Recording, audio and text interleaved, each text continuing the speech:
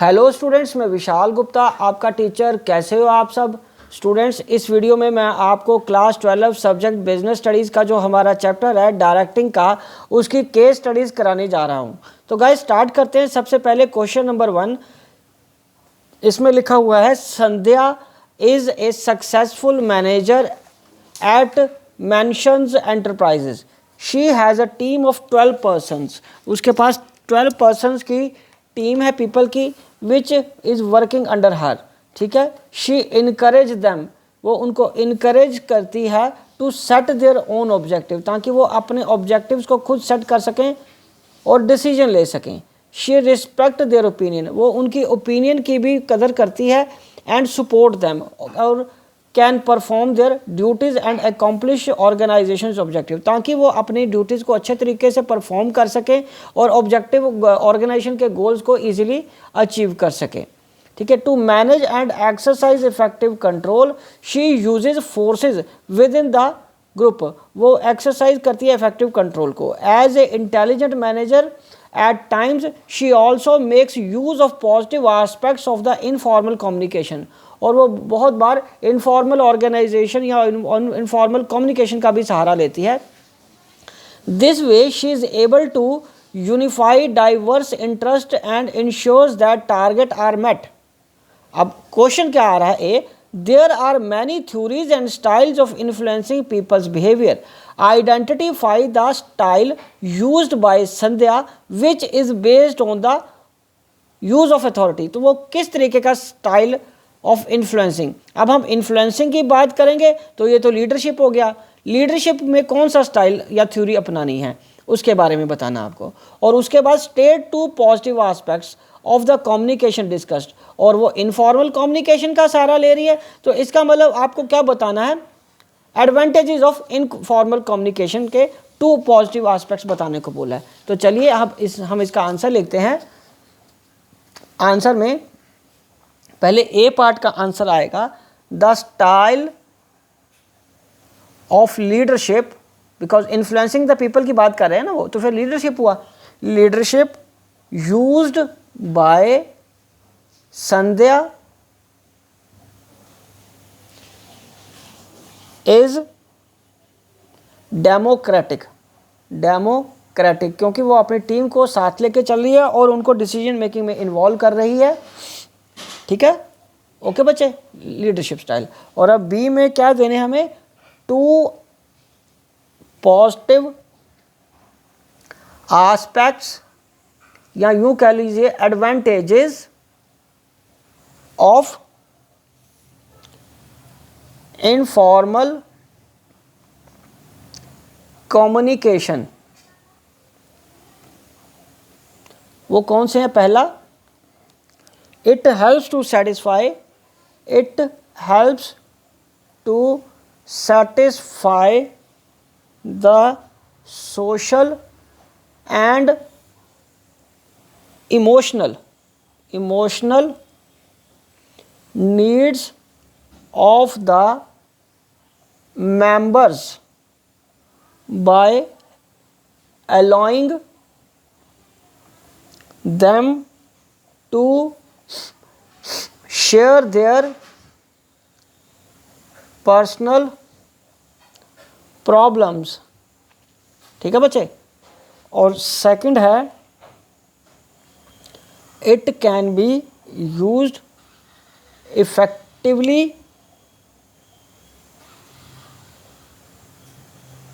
By the managers for speedy transmission of any information, और इससे speedy transfer होता है ना इंफॉर्मेशन का इनफॉर्मल में। ठीक है जी।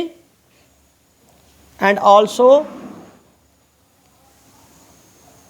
To get reactions of employees about various issues through informal communication से, और उनका एग्जैक्ट रिएक्शन भी पता चल जाता है, वो क्या उस डिसीजन पर्टिकुलर डिसीजन के बारे में सोच रहे हैं। इनफॉर्मल के ये दो फायदे हैं। तो गाइस ये फर्स्ट क्वेश्चन कंप्लीट हो गया। अब हम आगे डिस्कस करते हैं सेकंड क्वेश्चन। तो सेकंड क्वेश्चन क्या है, Ram Murthy the CEO of Good Care hospital, a leading chain of hospitals, decided to reward the good work of the doctors of the organization. For this he instituted two running trophies, a healthcare achievers trophy to acknowledge and appreciate the tireless efforts of the doctors who rendered selfless service to the patients, and another Beti Bachao trophy to recognize the outstanding work done by the doctors in saving the girl child.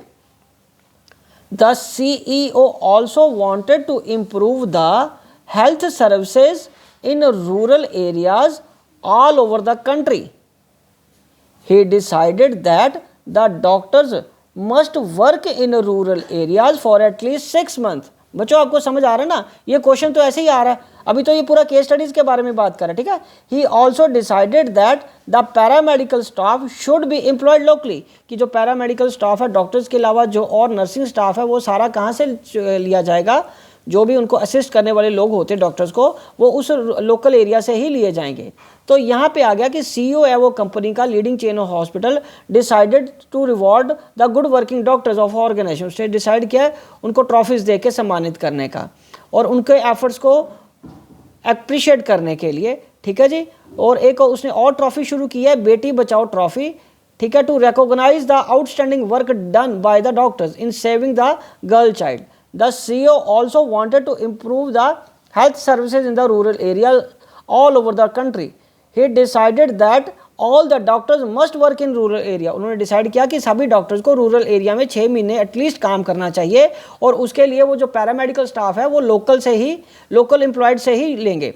तो अब question क्या बनता है, question का ए part है, identify the incentive provided by the good care hospital to the doctors through running trophies, or B, which need of the doctor will be satisfied through the incentive identified in para part A state। उसके बारे में बताना है, पहले बताना है कि वो कौन सा उनका इंसेंटिव दिया जा रहा है। तो अब हम इसका पहले आंसर लिखते हैं। जो आंसर है पहले ए का कि इंसेंटिव क्या दिया जा रहा है, द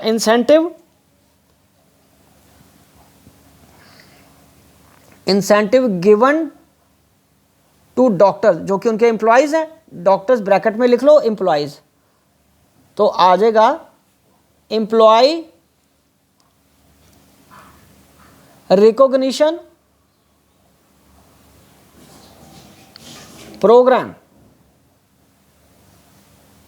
इसको अंडरलाइन कर दो ताकि नजर आए, employee recognition programme which is a non-financial incentive। Non financial incentive मतलब उनको पैसा नहीं कोई मिल रहा, पर उनकी सर्विसेज को रिकॉग्नाइज किया जा रहा है, उनको इनाम देके। इनमें से इससे उसे उनको कोई पैसा नहीं मिलेगा, कोई इंक्रीमेंट नहीं मिलेगी, कोई सैलरी में बढ़ोतरी नहीं होगी, ठीक है, कोई प्रमोशन नहीं होगी, पर जो काम वो कर रहे हैं उनकी रिकॉग्निशन है, उनको इनाम मिलना उस चीज़ का, ठीक है। और बी में हमें क्या बताना, विच नीड ऑफ डॉक्टर, कौन सी नीड सेटिस्फाई की जा रही है। तो वो नीड सेटिस्फाई की जा रही है वो है self esteem need. Steam need का मतलब यहां पे आएगा is the need of the doctors that is being satisfied through the employee recognition program। ठीक है, as human beings we all desire to be accepted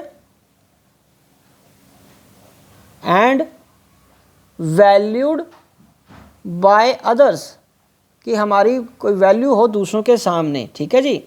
तो esteem needs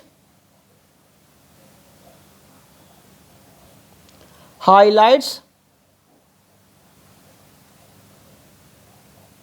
the need for respect, recognition, status etcetera. ठीक है बच्चे, चलो तो ये दोनों क्वेश्चंस के आंसर आ गए बच्चों। इसी के साथ ये क्वेश्चन भी कंप्लीट होते हैं और मैं ये वीडियो भी यही कंक्लूड करता हूँ। आई होप कि आपको अच्छे से समझ आ गया होगा। आप इसी तरह मेरे चैनल को सब्सक्राइब करके वीडियोस देखते रहिए और अपना कोर्स कंप्लीट करते रहिए। Wishing you good luck.